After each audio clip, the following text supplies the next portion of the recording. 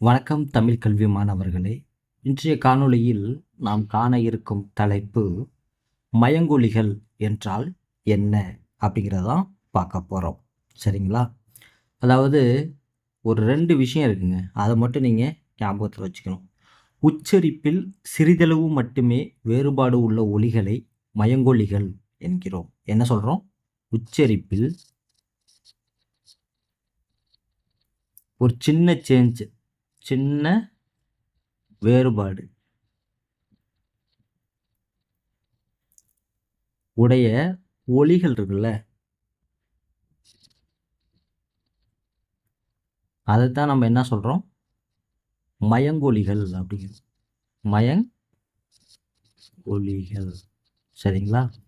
சரி, இந்த மயங்கொலிகள் என்னென்ன அப்படின்னு சொல்லி பார்த்தீங்க அப்படின்னா, இப்போ எடுத்துக்காட்டு. சரி, ஃபஸ்ட்டு வந்து மயங்கொலி எழுத்துக்கள் எத்தனை வகைப்படும்? மயங்கொலி எழுத்துக்கள் எத்தனை? மயங்கொலி எழுத்துக்கள் பார்த்தீங்க அப்படின்னா 8. அது என்னென்ன அப்படின்னு சொல்லி பார்க்கலாமா? அது என்னென்னு பார்த்தா நா, நா. சரிங்களா? அடுத்தது நா, அடுத்து லா, லா, லா, ரா, ரா. 1 2 3 4 5 6 7 8. இந்த எழுத்துக்கள் தான் மயங்கொலி எழுத்துக்கள் என்று நம்ம அழைக்கிறோம். சரி, இப்போ எடுத்துக்காட்டு பார்க்கலாமா? இது என்ன? உச்சரிப்பில் சின்ன வேறுபாடு உள்ள ஒலிகள் அப்படின்னு சொல்றாங்க. அப்படின்னு பார்த்தீங்கன்னா, எடுத்துக்காட்டு இங்க பாருங்க. மனம் 3 சொல்லினா, இன்னொன்று மனம். இது பார்த்தீங்க அப்படின்னா தமிழில் இதுக்கு அர்த்தம் என்ன அப்படின்னா கூடுதல் அப்படின்றது. இது வந்து பார்த்தீங்க அப்படின்னா மூளை மூலியமாக உணரக்கூடியது மனம் அப்படிங்கிறது. இது கூடுதல் அப்படின்னு அர்த்தம். சரி, இப்போ உங்களுக்கு ஒரு சின்ன எடுத்துக்காட்டு சொல்கிறேன் பாருங்க. இந்த எழுத்துக்களை வச்சு இப்போ நமக்கு 3வது இப்போ டா அப்படிங்கிற ஒரு எழுத்து வந்தது அப்படின்னா, இந்த எழுத்துக்கு முன்னாடி பார்த்தீங்க அப்படின்னா இந்த எழுத்து இருக்குல்ல, நா, இந்த எழுத்து வரும். சரியா? இப்போ எடுத்துக்காட்டு பார்த்தீங்க அப்படின்னா இதோடைய எடுத்துக்காட்டு க இன் தம். இங்கே டா இருக்கா, இந்த நா இங்கே வந்துச்சு பார்த்தீங்களா? நா இன், இந்த இதில் வர்றது எல்லாமே இது. அதே மாதிரி பாருங்க, வண்டி, டா வந்து டீயா மாதிரி இருக்கு இங்கே. சரியா? இதுக்கு பேர் என்னங்க அப்படின்னு சொல்லி பார்த்தீங்க அப்படின்னா, எப்பவுமே டாங்கிற எழுத்துக்கு முன்னாடி இந்த நாங்கிற எழுத்து வரும். அதை நீங்கள் புரிஞ்சு வச்சுக்கணும். சரிங்களா? அடுத்து 4th ஒன் பார்த்தீங்கன்னா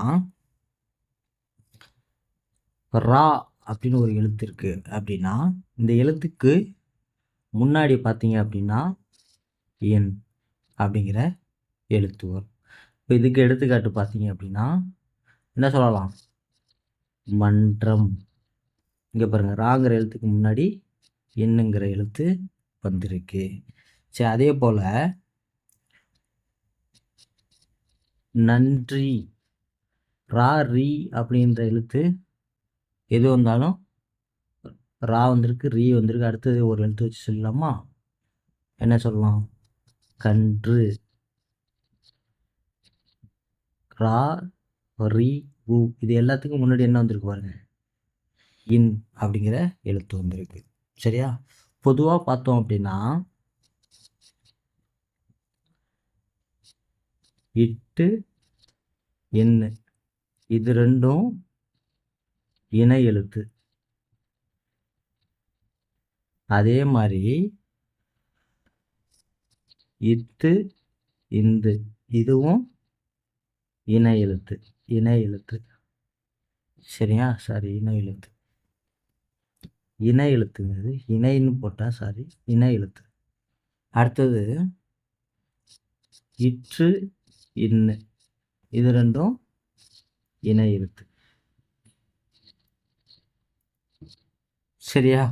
இதை நீங்கள் புரிஞ்சுக்கிட்டீங்க அப்படின்னாலே உங்களுக்கு இந்த மயங்கொலி எழுத்துக்களை வந்து பிரித்து பார்க்குறதுக்கு ரொம்ப யூஸ்ஃபுல்லாக இருக்கும். சரி, இப்போ இன்னும் 2 எக்ஸாம்பிள் பார்த்துருவோம்.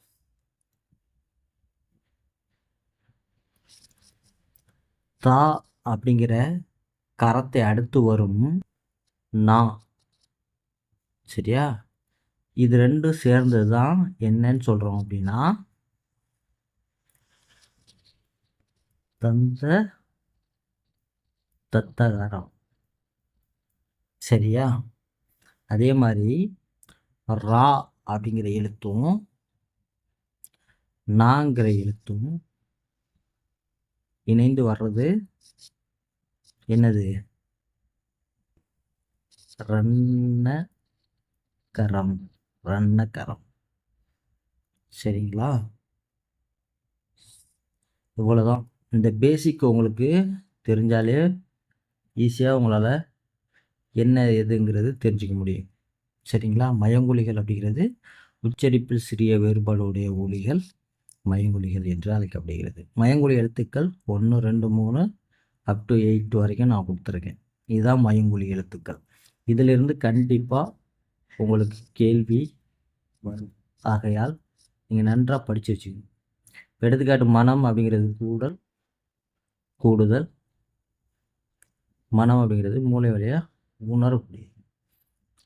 இப்போ இதுலேயே வந்து பார்த்தீங்க அப்படின்னா தந்தகாரம், ரன்னகாரம் அப்படிங்கிறதெல்லாம் கொஷினாக கேட்பாங்க. அதுக்கெல்லாம் இதான் விடை.